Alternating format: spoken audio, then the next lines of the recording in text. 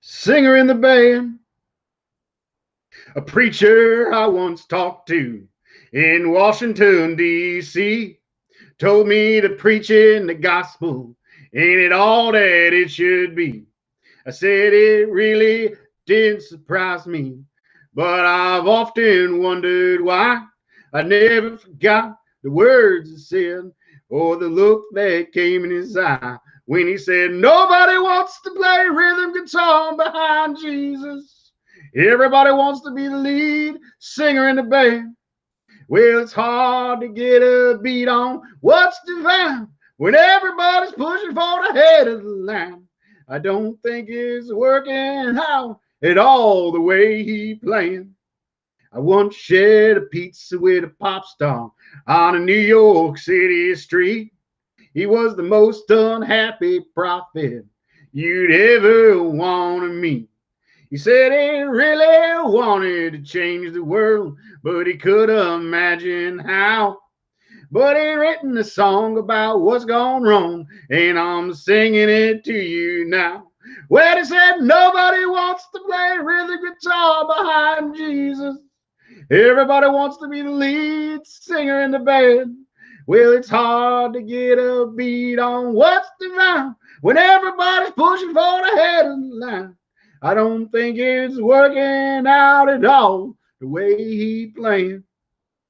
Nobody wants to play rhythm guitar behind Jesus. Everybody wants to be the lead singer in the band. Welcome, comrades and friends and fellow workers. Welcome back to Anti-Imperialist America. I'm your host, Dust James, the anti-imperialist truck driver. I'm coming to you live from my humble home in rural North Carolina. I just sung you, it's the last track of the Greatest Hits Volume 2 of the great outlaw country singer, Johnny Paycheck. I think there's a lot of truth in that when he sung it in the 70s. And I think there's even more truth in it today with all this social media and what have you.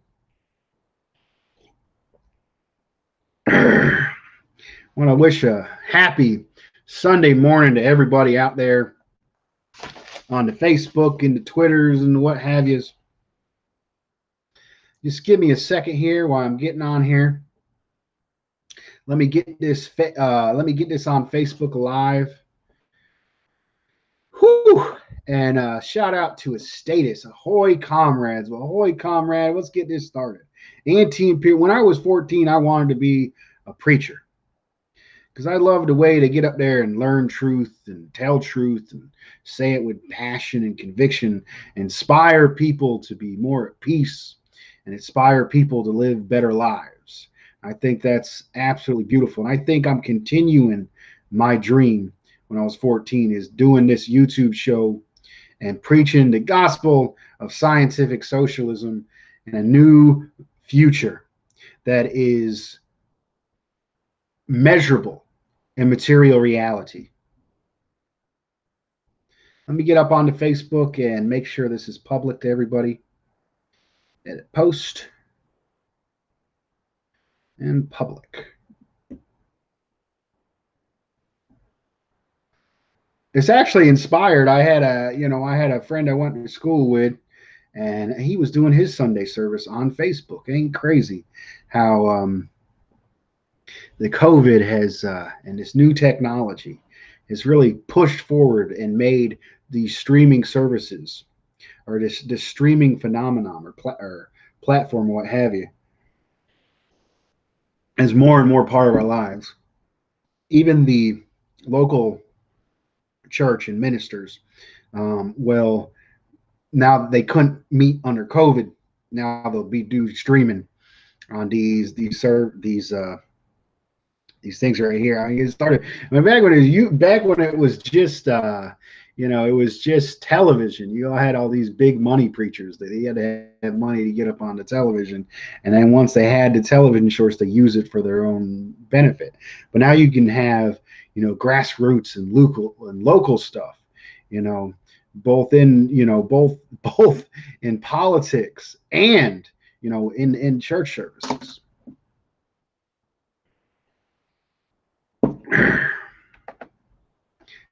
I got to take these headphones. I was actually trying to listen to that song. And shout out to Space Communist. Space Communist, I want to give a special shout out to Space Communist. Space Communist was the first. I started these shows, a little more than a year ago, and I did them live for several weeks. I did I just started off. I resurrected an old YouTube account. I got something to say. I like doing these speeches. I study all week. I might as well put something out there myself. And I started doing YouTube lives, and I didn't get a single live viewer for like the first month or two. No live, let alone a comment. Like, I didn't get a single live viewer, let alone a comment. And in Space Communist was, I believe, the first person to put a live chat in the comment section. And it was it messed me up so bad. I was like, oh my God, somebody commented when I was live.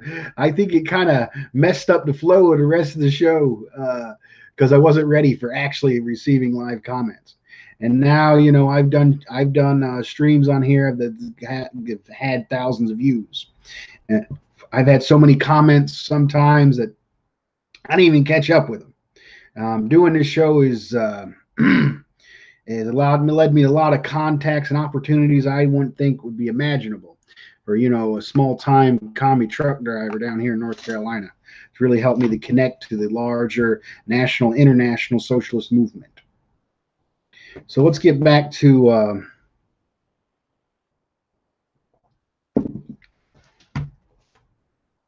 good old country music here. Johnny Paycheck is one of my favorite outlaw singers. And he actually went on strike. He got a good song called "Take This Job and Shove It." It's still too early here, man. I had a long night last night. If anybody ain't seen that stream, I did a stream with the guy who's really spearheading the John Brown Volunteers up in New York City with the Center for Political Innovation, and Joey Shantz. And that dude was great. We had him on here. We had our regular news show last night with Working Class Revolt. And I really enjoyed doing that. So if you ain't checked out my stream last night for Working Class Revolt, go and check that out. It seems that country music has gotten commodified and popped, just like every other bit of music. It's just gone. What they put on the radio really is a radio program, as Dead Prez says in the song "Turn Off the Radio." And I like country singer. I'm not big on what's on the pop radio now. I like country singers like Sturgill Simpson. And Sturgill Simpson is somebody that people who really love music listen to, like the musician's musician. The musician's musician, kind of like Dead Prez I talked about earlier was to 90s hip hop. A lot of the big artists would listen to and respect Dead Prez, even though they couldn't put out as hard and as revolutionary lyrics as he could. They'd listen to him and they were in awe of him. And Dead Prez, his stuff, was masterful, and he influenced the larger music scene. That's an interesting tweet there. Country music was invented by Ford because he didn't like black people mixing in with white people and listening to that. Isn't exactly true, but I think you are correct in some instances. I think that's a broad generalization. Yes, corporate America did not want to sell. Like essentially, the blues and country music are very much similar music. But as far as marketing, which is also a representation of the divides that do exist in society. I mean, oppressed nations and those that are supporting, and many of whom are supporting the oppressor nation, have real, conflicts. I mean, you go into a lunchroom and people divide by, their cultures and the people they're used to being around. It's even worse in horrible institutions like prison and all the other bullshit, But I'm not against integration. That's a wonderful and beautiful thing. I mean, I'm part of it. I'm for the international proletariat. But I mean, it is what it is. It is what it is. And country music really is its own distinct art form that has evolved through proletarian culture and has appealed to working people. And really, what created country music was the forced migration of people in rural areas to industrial jobs. And if you want to learn a little bit more about the history of country music and its economic base, I highly recommend a video that I did called Country Music. No, China is Making Country Music's Dream a Reality. That's one of my favorite videos. You want to learn a little more about that, get into it there. So I'm going to get into a little bit about these song lyrics of Nobody Wants to Play Rhythm Guitar Behind Jesus. And the name of the show, Find Something Deeply Revolutionary and Pay Dues.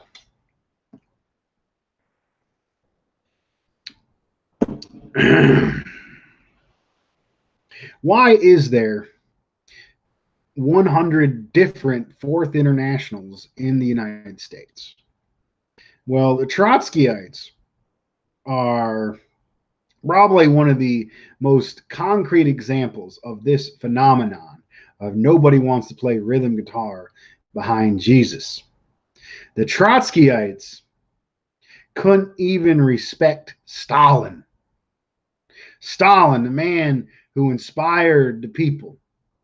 Stalin, the leader of one of the greatest socialist projects in the world that had real results. The Russian Revolution, the Soviet Revolution, took the most backwards country in Europe and transformed it into industrial superpower within a matter of decades. And they did this through the superior system of socialism and economic planning and democratic centralism.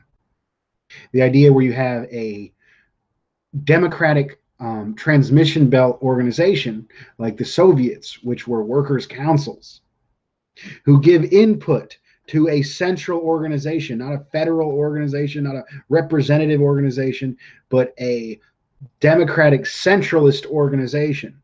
And then that center makes decisions and carries out those decisions and achieves real needs and gains for the people in breakneck speed.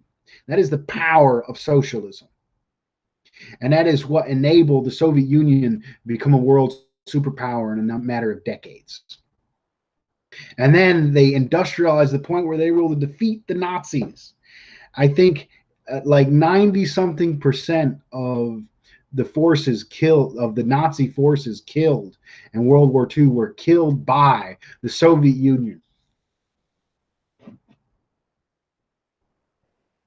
So Trotskyites can't even respect Stalin. And they got to go and work with the Nazis and the CIA to try to overthrow the most revolutionary organization that existed in that time in history. Because they got this complaint or they got that complaint, or they don't agree with this part of the vision or that part of the vision. They can't put the work in and pay dues to help promote socialism and improve the lives of the people.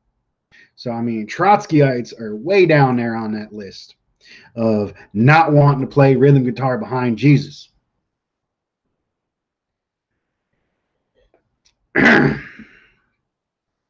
But it ain't just the outright traitors like the Trotskyists that are having this issue. You got all these groups in the left are so fragmented, and they're just little cults around their leader, and they don't actually try. I mean, they might have tried to get out to the masses at one point, and a lot, there's a good cop out where you go, well, it's the material conditions. The people aren't ready for revolution because of the material, and that's not even a cop out. That's the reality. But that is changing every day. I think that might have been true. That might have been true that material conditions weren't right for the people to support, revolutionary action when there was a large labor aristocracy in the 1950s, 60s, and 70s. But right about 1968, I don't know what in the 1970s. I think it had a lot to do with the technological revolution, the introduction of global shipping systems, along with automation. They no longer needed the labor aristocracy, and the labor aristocracy has been dwindling ever since. And it became true, even more true in the 80s, with when the CIA introduced crack cocaine into urban areas, and the rise of the prison industrial complex and the rise of mass incarceration. I want a little bit of note on both the military industrial complex and the prison industrial complex. A lot of people say, well, what's the motivation behind locking all these people up or all these wars? And your standard response from a lot of progressives is, well, it's profitable to do these wars. It's profit in these private prisons. Everybody likes to focus on private prisons with the prison industrial complex. Private prisons are a small fraction of of prisons in the United States. And a lot of people like to overemphasize the role of the prison and military industrial complex. Yes, there's actors making money off the wars. Yes, there's actors making money off the prisons. But as a society as a whole, we are spending massive amount of money that doesn't really help anybody here in the United States. These are wasteful expenditures. But who does it really profit? And I'm talking about the weapon sales are small in comparison to the results of what these wars accomplish, to the results of locking away oppressed people and working in oppressed people in the United States. The answer is these institutions create the conditions that benefit the monopoly capitalists who run this country. So even though you got, your small profits, and you're not small compared to us, compared to my paycheck, they're huge, but they're small in comparison of the larger profits made by the monopoly capitalists. When they lock away people, they lock away oppressed people, that's part of national oppression. And that is part of the fear and part of the social and cultural conditions that maintain the super exploitation of oppressed people, black and brown people in the United States, the new Jim Crow. So it's not even like these private prisons that are actually pushing it.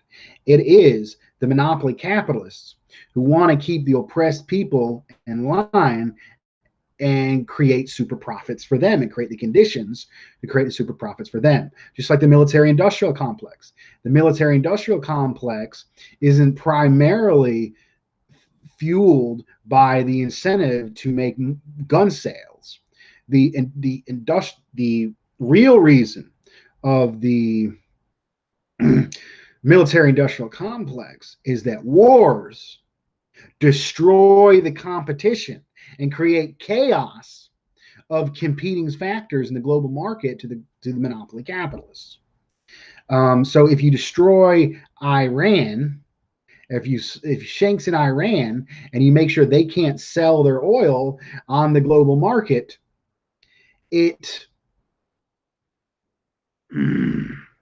hold up.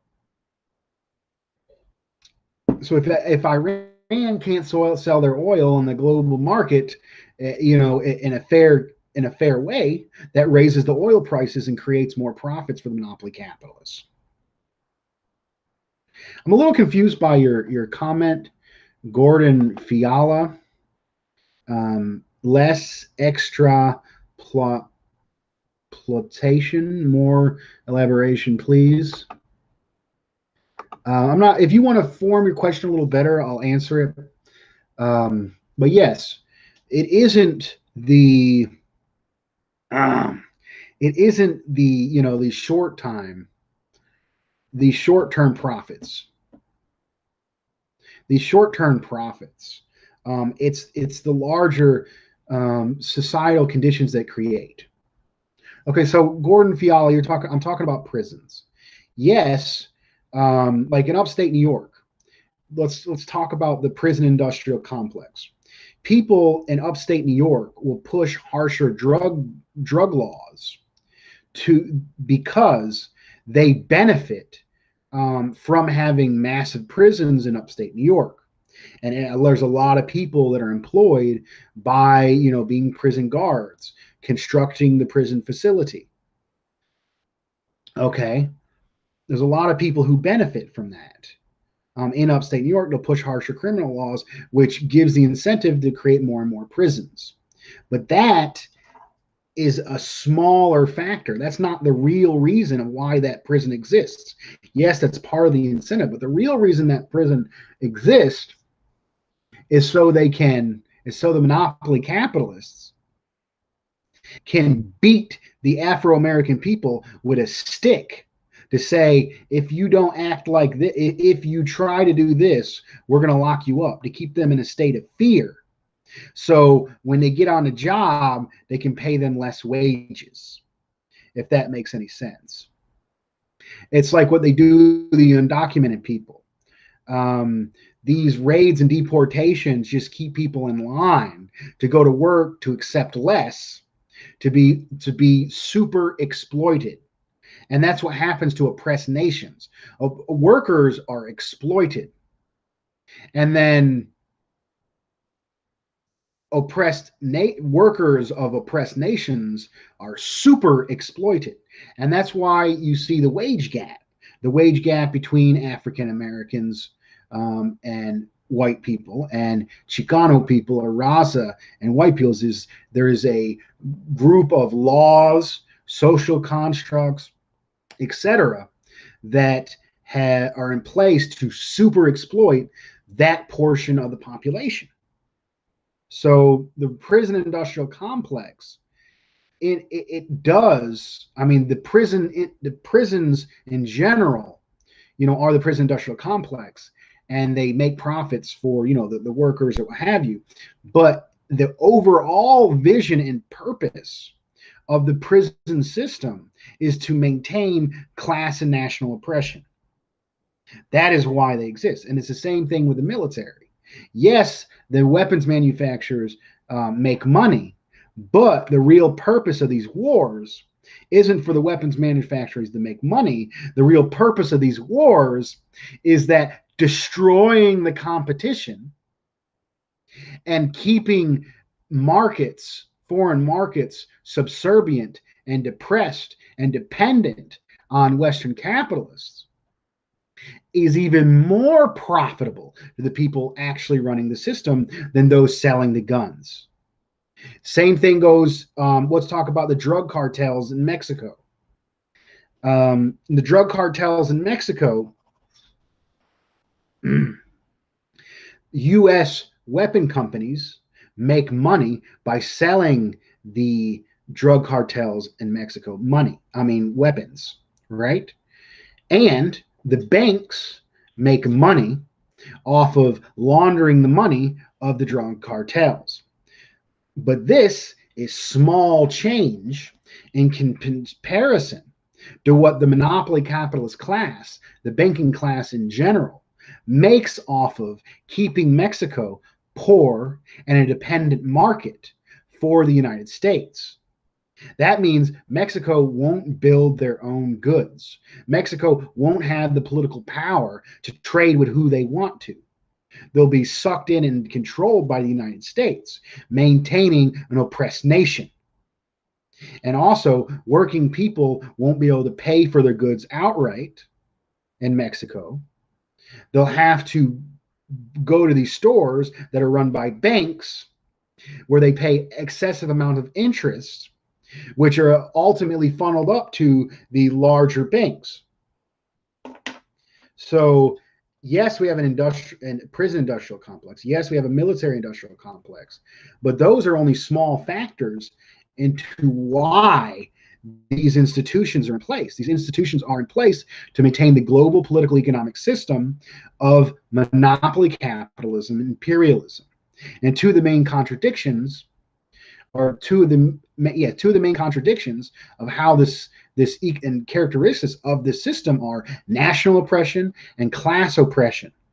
And every political, social institution that is controlled and owned by the monopoly capitalists in this government is there for the purpose of maintaining class oppression and national oppression.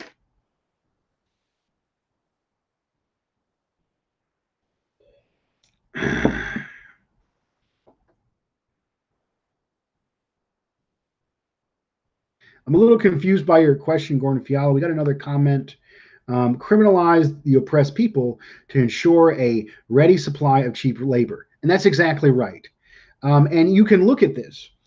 If you look at the job opportunities available to felons, so, people of all races and classes consume drugs about an even level, but it is poor black and brown people who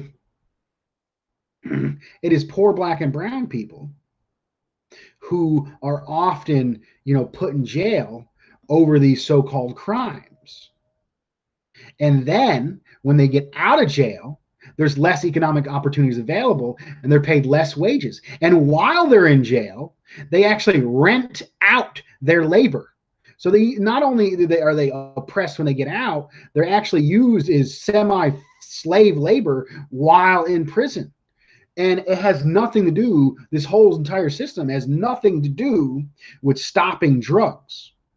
This entire system is there to maintain class and national oppression.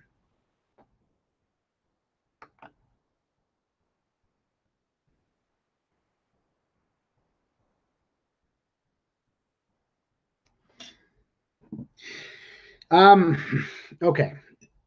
So let's get back to our topic of nobody wants to play rhythm guitar behind Jesus.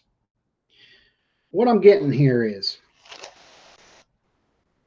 that we have, I think, a lot of these so-called revolutionary organizations that are these little cults behind one leader. I think the missing ingredient is they don't have the masses of people to keep them in check, and they're not correctly carrying out democratic centralism. To carry out successful democratic centralism, you need the democratic part. You need mass organizations that are transition belts to the central. And these mass organizations give feedback on the conditions of the people, give feedback on the, on the wills and desires of the people. The central is able to carry that out. Well, if you're missing those mass organizations, that's what happens when you get these cults. So, what we need to do is we need to build mass organizations. And we don't need these mass organizations to be, allowed to be sucked into movementism. They have to maintain their revolutionary purpose. They can't allow it to be bought off. So, we have these different levels of organization. And I think we need to get out to the masses, and we need to articulate our points in a way that are more easily understood to the masses while keeping them more revolutionary.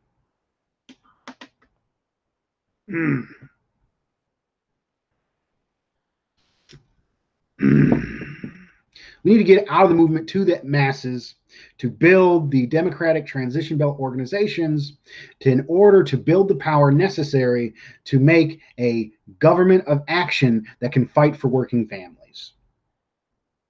I think I'm going to cut it short today. I got a long day ahead of me, and hopefully everyone will get a little bit from this video. And as always, comrades, all power to the people.